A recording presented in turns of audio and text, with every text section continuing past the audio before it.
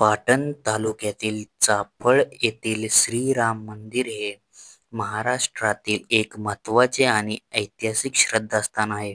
समर्थ रामदास स्वामींनी स्थापन केलेले हे मंदिर त्याच्या विचारांचे आणि कार्याचे केंद्रस्थान होते.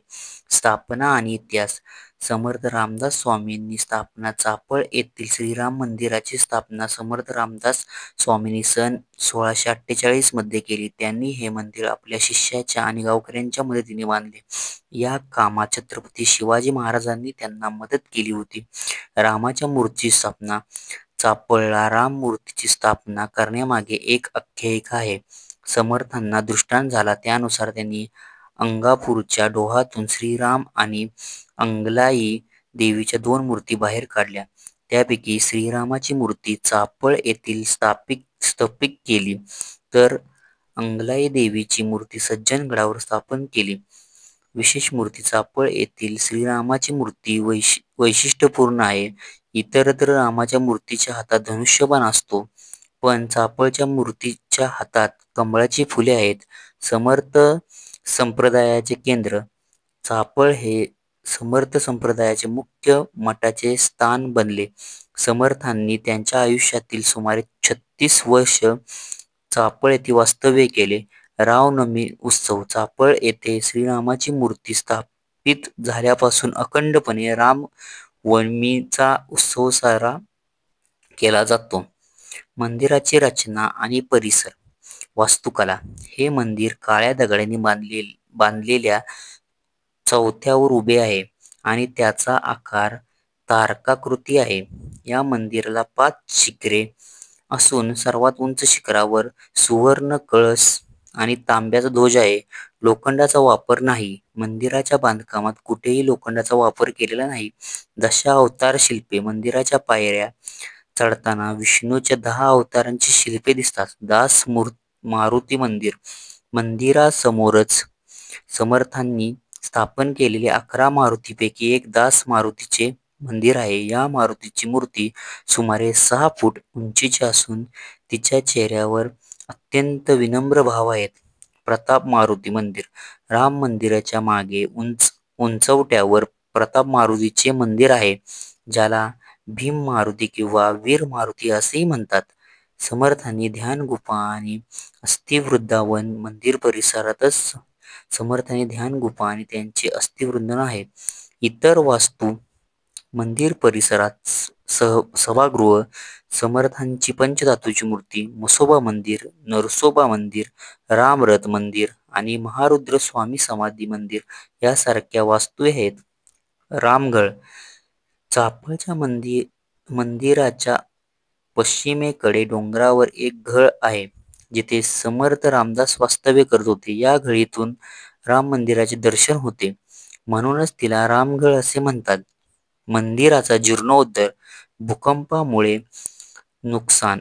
1967 मध्ये झालेल्या कोयना भूकंपामुळे मंदिराला तडे गेले होते. पुनर्बांधणी. मुंबईचे उद्योगपती अरविंद मफतलाल यांनी या मंदिराची बिकट अवस्था पाहून त्याचा जीर्णोद्धार केला. 1972 साली नव्या मंदिराचे बांधकाम पूर्ण झाले. जुन्या पद्धतीची बांधणी कायम ठेवून हा जीर्णोद्धार करण्यात आला. सध्याची स्थिती. चाफळ येथील श्रीराम मंदिर आजही असंख्य भाविकांची श्रद्धास्थान आहे.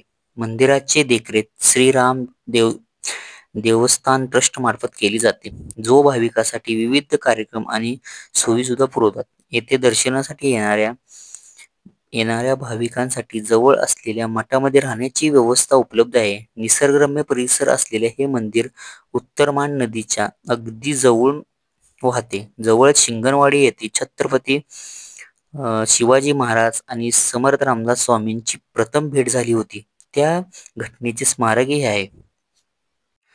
चाफळचे श्रीराम मंदिर हे केवळ एक धार्मिक स्थान नसून ते महाराष्ट्राच्या गौरवशाली इतिहासाचे आणि संस्कृतीचे एक प्रतीक आहे.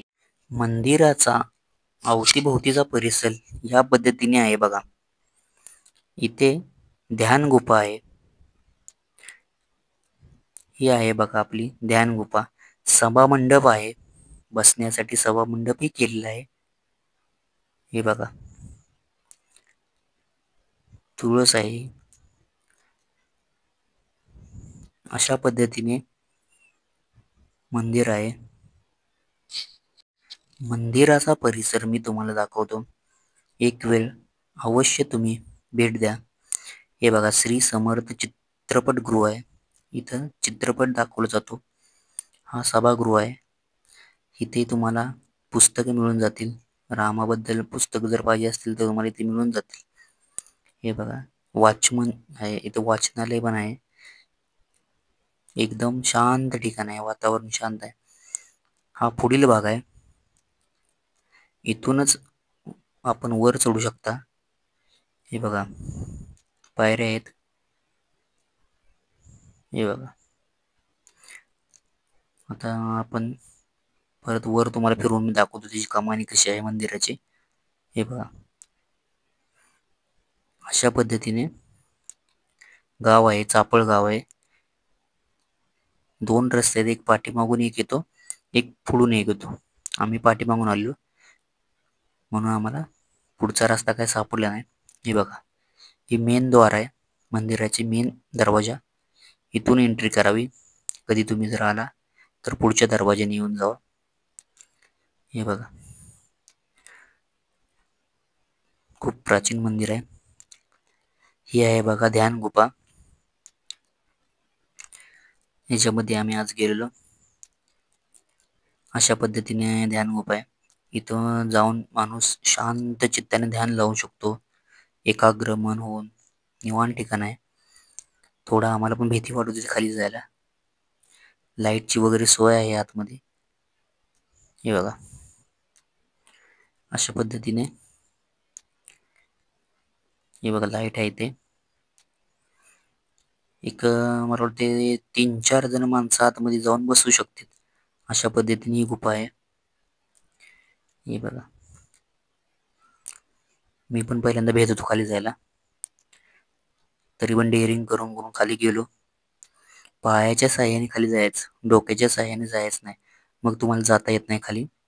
हे बघा, अशा मी जसं गेलो त्या पद्धतीने तुम्ही जावा. हळूहळू हळू मी गेलो. हे बघा, खूप प्राचीन आहे ही पण गुफा.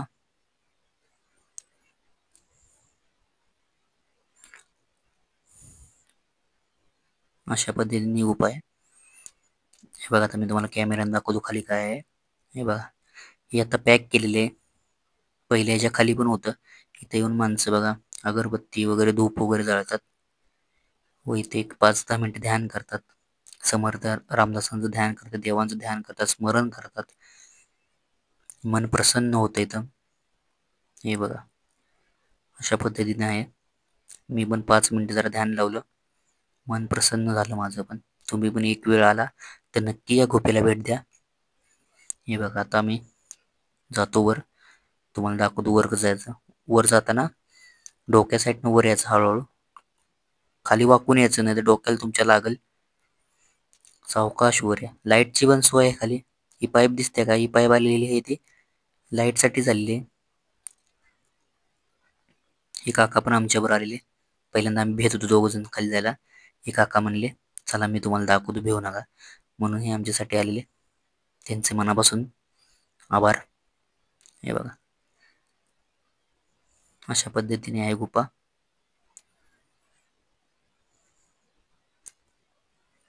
दगडी बांधकाम केलेलं आहे गुफेला. हे बघा, मंदिराच्या पाठीमागल्या साईडला ही गुफा आहे.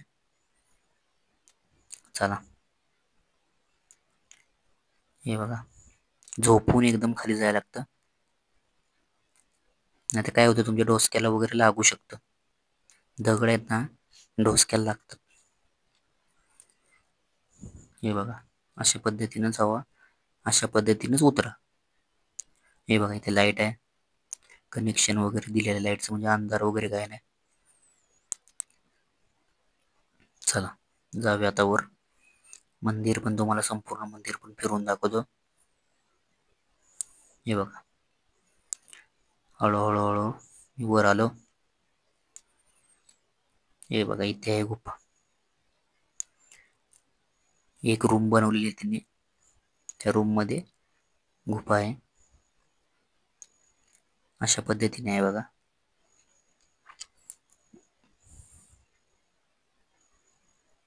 सावकाश वर यायचं. हे बघा, ही रूम आहे. या रूम मध्ये गुफा आहे. ध्यान गुफा. या गुफेचं नाव आहे ध्यान गुफा. नक्की तुम्ही एक वेळ अवश्य भेट द्या इथं. हे बघा, असं आहे. अशी गुफा आहे.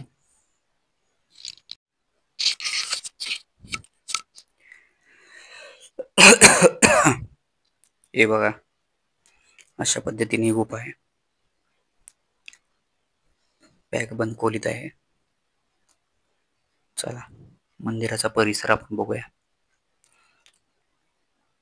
हे बघा, लहान मुलगी बघा. अशा पद्धतीने मंदिराचं काम केलेलं आहे. भरपूर जुन्यातलं काम आहे.